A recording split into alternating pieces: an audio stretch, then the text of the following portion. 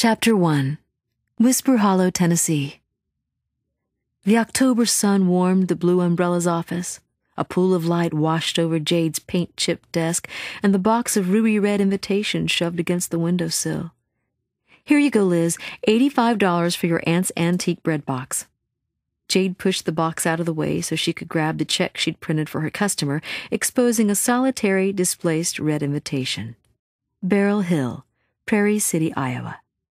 Bless your heart, old Aunt Jenny, for never making friends with the garbage can. Liz Carlton blew a kiss at the check before folding it into her purse. "Jade, I've got plenty more items to consign with you." "I'm always interested." She patted the small, spry woman on the shoulder. "And don't forget, you can sell some of your valuables on eBay." "On eBay? Goodness, child, I'd have no idea how to—" "And there's the county dump." Jade walked her across the bright, polished shop to the front door. "The county dump? I do believe you don't sound a bit grateful, Jade Fitzgerald. I bring in my precious family treasures for you to sell, sharing the profits with you, and what thanks do I get? A recommendation to the county dump?" "Liz, I appreciate your business. You know I do. But the Blue Umbrella is looking for timeless pieces, items with a story and a history. Last week you brought in a bag of peeling costume jewelry and some moth-eaten sweaters." "Those sweaters had a story, Jade. I told you my great-great-granny knitted them by a coal fire." Jade gently slipped her arm through Liz's. After all, she was a valued client, despite her lack of vintage prowess. "I'm looking for quality, not quantity, Liz. But I do admit," Jade paused at the door, "your items always come with interesting stories." Liz opened the door. "You wait and see what I dig up next." "I'm holding my breath," Jade said with a grin. Back in her office, Jade dropped to her desk chair, sighing. Liz was entertaining, if nothing else. She surveyed the row of lime green sticky notes running along the top of her desk, her to-do list. Her eyes fell on one sticky note, the one with the curled edges where her arm grazed over it. Mail invitations. Jade snatched up the note. The gummy adhesive was dotted with dust and lint and no longer adhered to the desk's surface. The lump she felt in her chest every time she moved the note had grown from a pebble to a rock. How much longer could she stall? The wedding was 5 weeks away. "Hey, boss, what's up for today?" Jade glanced up at Lilibeth, her sole and treasured part-time assistant. "You're early today." "Coach rescheduled the team meeting for Friday." The 17-year-old folded herself into the rickety metal chair beside the desk. Her blonde ponytail swished over her shoulder and a pair of tiger-striped Oakley shades rode atop her head. "It's slow day Monday. Why don't you work on the Baker estate inventory?" "Shouldn't you have mailed these already?" Lilibeth slipped a wedding invitation from the box. "You sound like my future mother-in-law." Jade took the envelope and jammed it back with the others. "What about that one?" Lilibeth pointed to the banished invite. "This one is special, sort of." Jade tucked it a little farther under the box. "Tell me, what do you think when you hear the word invitation?"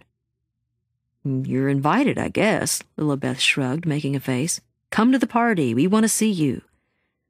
"Come and participate? Your presence is requested?" Jade had been thinking about this for a while. "Pretty much," the Whisper Hollow basketball star nodded. "Is this a trick question? Do I win a prize for answering right? Money?" "Money? You're on the clock. You're getting paid." Jade got up and headed toward the storeroom. "Come on, let me show you the Baker stuff." On the opposite side of the shop was the old 5 and dime storeroom, cool and dark with cinder block walls, a cement floor, and a row of random old calendars hanging on the back wall. When Jade set up the Blue Umbrella, she left the calendars for posterity's sake, a piece of the building's history. The first calendar was 1914, then 1920, followed by 1929. There were calendars from 1945 and 1950, 1963 and 1967, 1980 and 1988, 1996 and 2001. Jade planned to add her own, but she wanted to wait for a really cool year. Though so far the one she'd lived now had been fairly stellar. When she moved to Whisper Hollow, a close-knit small southern town up the mountain from Chattanooga, she'd expected to moonlight for her former boss writing promotional copy for Smoky Hills Media. but the blue umbrella thrived its first year, ending in a lovely shade of financial pink. Then she met Max. Love wrapped in olive-toned skin, hazel eyes, strength, and kindness. Yes, this calendar year just might be worthy of the wall. Okay, where's this famous Baker inventory? Lilibeth dropped to the stool in front of the antique white secretary hutch Jade used as the storeroom desk and jiggled the computer's mouse. Odd question about the word invitation, Jade. Yet you still answered it. Jade pushed a crate toward Lila with her foot. These are leather-bound, mint-condition, first editions. Books? Since when do we take books? Lilibeth angled to read the gold-imprinted spines while absently launching iTunes, then hunted for QuickBooks in the Max dock. Since these are worth money, a friend from college knew the family and hooked me up. Jade gave her a cheesy thumbs up. Jessup Baker was a Tennessee governor, and his wife, Cecilia, earned all kinds of humanitarian awards for establishing reading programs in the hills. Who's going to read these? Lilibeth wrinkled her nose as she examined one of the books, the spine creaking, the pages crackling. Plenty of people. We just need to figure out how to lure book snobs to Whisper Hollow. Lilibeth settled the book on the secretary. Who don't you want to invite to your wedding? Someone. So get to inventorying these and listen for the front bell. I'll be in the office. Jade paused in the doorway. The camera is in the file cabinet. Take pictures of the books for the website. I'll crash your wedding if you didn't invite me. Lilibeth started typing in the publishing information. I witnessed your first meeting with Max, right here in the shop. I should get a finder's fee or something. What is with you and money today? Jade propped herself against the doorframe. Nothing. The girl's light dimmed. Jade regarded her for a moment.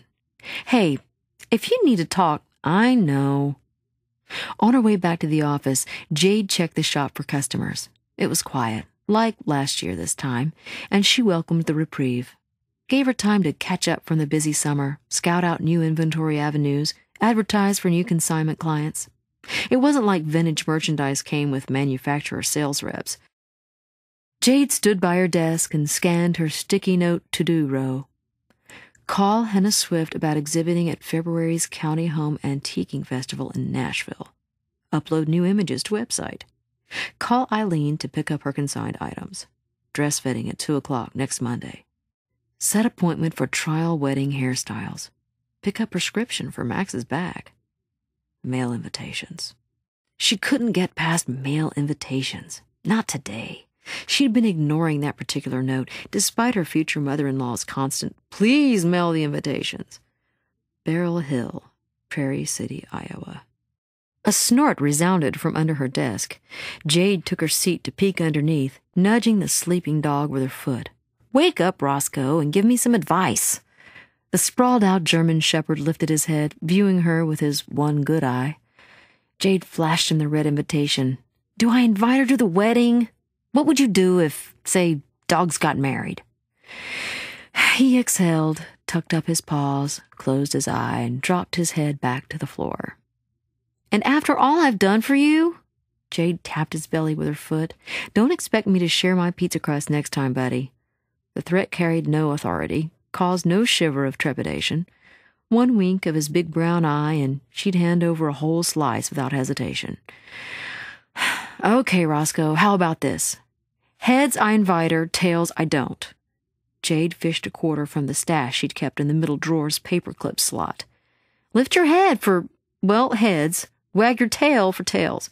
Here we go. Before she settled the quarter on her thumb and forefinger, a squeaky, airy sound emitted from Roscoe's hindquarters.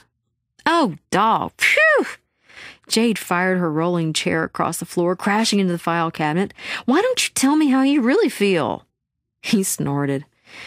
I need a soda. Lilibeth burst into the office, going straight for the quarter stash. My throat is clogged with book mites. Wait. Jade rolled back to the desk and slapped her hand over Lilibeth's as she retreated with 50 cents. Heads or tails? What? Call it, quick. With a flick of her thumb, Jade launched the coin high in the air. Heads or tails? Heads! No, tails! Tails! The coin rotated in midair, a silver glint slicing through warm afternoon sunlight, then fell to the floor, landing on its narrow edging with a ping, and rolled across the floor. Jade and Lilibeth hunched over and followed it until the quarter hit a crack in the floorboards and disappeared. Ah!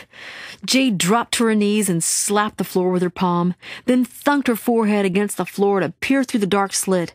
"Get me a flashlight, Lila. I want to see if it's heads or tails." "You've gone crazy, Jade. What are you trying to decide?" "If I should dye my hair pink for the wedding." Jade held up her hand, wiggling her fingers. "Liar." Lilibeth snatched the flashlight from the leaning bookshelf and slapped it into Jade's palm. "Pink's not vintage." "I do have more than one string on my violin, Lila. I play contemporary now and then." Shining the round beam through the narrow slit, Jade tried to see how the coin had landed, but she couldn't even find it, let alone discover if it was heads or tails. "Contemporary, maybe, but not 1999 punk. Too tacky. Dark brown hair suits you fine." Jade sat back with a heavy exhale. "There goes 25 cents and the answer to my problem." "Is this about the invitation?" "Jade, you have the answer." Lilibeth tapped her chest. "In your heart." "Don't you have work to do in the storeroom?" Jade returned the flashlight to the shelf. "Hey, you asked me. Heads or tails, remember? I just came in for soda money." Lilibeth rubbed her 2 quarters together. "For what it's worth, I think you should send it. I mean, unless you're inviting an ex-lover or something. Or an axe murderer." "Can I pretend she's an axe murderer?" Jade plopped onto her chair and stared out the window. The trash guys forgot to empty the dumpster again. Who is this horrible person? Someone. Raking her hair back from her face, Jade dug around her soul for a thimble's worth of emotion that might tell her what to do. Ah, the elusive someone. Lilibeth lowered herself into the rickety metal chair. "Hey, Jade, can I ask you something?" "Sure, what?" Jade drummed her fingers over the invitation. If she sent it, the issues of her life she'd carefully dubbed unusable vintage would recycle through her heart and resurrect all kinds of ugliness. Liz Carlton's great-great-granny's moth-eaten sweaters had nothing on Jade's tattered past. The teen inhaled long and slow, tapping the edge of one quarter against the face of the other. Jade watched her, slipping the invitation onto the desk. "Must be hard to talk about. Usually I can't get you to shut up." Jade smiled and kicked the air in front of Lilibeth. "Yeah, well, let's say you did something you didn't mean to do, and the result—" "Good afternoon, ladies." A svelte, tan June Benson, outfitted for golf, swooshed into the office with a wide smile and grand gestures. "Lilibeth, goodness, how are you? I didn't see your mother on the tennis courts all summer. Here it is fall. Tell her we could use her on the golf course. We're missing a 4th. "She's into Pilates these days." Lilibeth held up her quarters and motioned she was going back to work. "Take me with you," Jade called after her, then laughed for June's sake, but the woman was focused on the invitations.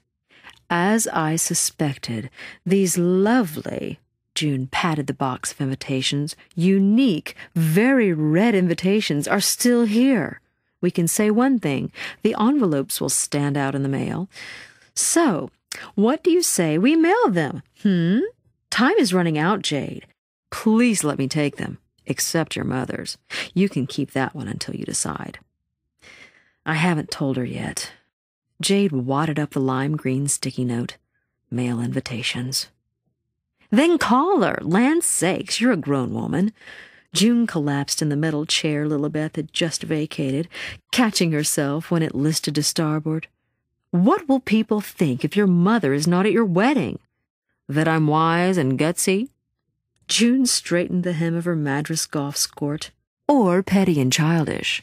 Roscoe peeked out from under the desk, his eyebrows twitching as he scanned the space between Jade and June. "Ladies, keep it down. Let sleeping dogs lie. If you'd let Max and me get married in a small ceremony up on Eventide Ridge at dusk like we wanted, and have my only child married without a proper ceremony," June propped her hand on the edge of the desk and leaned toward Jade. "No, ma'am, and you'd regret it too in time, trust me." Jade matched her future mother-in-law's hard gaze. "Trust me, I wouldn't." Send the invitation, Jade, because these— June rose, switching her handbag from one shoulder to the other and tucking the box of invitations under her arm— are going out whether you're ready or not. I'm sorry, but time is running out. I don't mean to be bossy. Goodness, I can't imagine what angst exists between you and your mama. Were you abused? Pardon my frankness. No. My granny, bless her soul, used to say, whatever ill you have against someone isn't worth sending the Lord Jesus back to the cross. I don't even know what that means. Jade faced her computer screen and clicked on an unread email. But I'm not sending Jesus anywhere. It means Jesus' love and forgiveness is sufficient for any wrong or violation done to us, Jade. Don't you think it's powerful enough for you and your mama? This I do know. June stood just beyond Jade's peripheral vision. You need to forgive your mother for whatever it is that she did to you. She paused. Believe me, holding a grudge does nothing but deepen and widen your hurt. I appreciate your input, June, but forgiveness has a twin. Forgetting. Jade waved Mama's invitation in the air, which is what I'm trying to do. The only way she figured she'd come close to forgiving was to forget her past, which included her mama. I won't argue with you. You know your own heart better than I do, but I wish you'd reconsider. June pressed her hand gently on Jade's shoulder. See you at 7? Diamond Joe's? Meeting with the wedding planner? She leaned to peer at Jade's to-do list. I declare I don't know how you run a business this way. My system works for me. Jade rolled her chair away from the desk, giving June a goodbye, have a nice afternoon smile. See you at 7. What's this? June invaded the system and snatched up a sticky note. A prescription for Max. Nosy. Jade took the note from her. You have my wedding invitations. Now you want my sticky notes too? What's wrong with Max? His back is out again, and the doctor called in a prescription to the pharmacy up here. He asked me to pick it up. I didn't know he hurt his back. What did he do? June snatched the sticky note from Jade, her expression drawn, her tone laced with concern. She seemed a bit ruffled. Sneezed wrong or something. It just happened yesterday. His back's been a mess since high school football and track. June stuffed the sticky note into her bag. I've got to run by the pharmacy anyway. I'll pick this up for him. You're so swamped here. June, I'm not that swamped. Well, like I said, I'm on my way to the pharmacy anyway. See you at 7. And June was gone. Okay, then. Thanks. Despite June's overreaching into Jade and Max's wedding plans and, well, most everything around Whisper Hollow, the Bensons were good people. Flowered with Southern charm and tradition and deep-fried, June and Rebel were Whisper Hollow pillars. Both sets of Max's grandparents were descendants of the town's founders. Her people, on the other hand, a dad she hadn't heard from in years, and a flower-child mother stuck in the dried-up soil of the 60s. Jade knocked off her clogs and dug her toes into Roscoe's warm, thick fur. He sighed and kissed her ankle with a lick.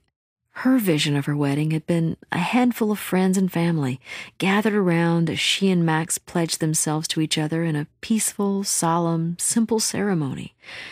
Jade had never imagined she'd find true love again, but Max had captured her heart. Why should she invite the one woman who could destroy it all?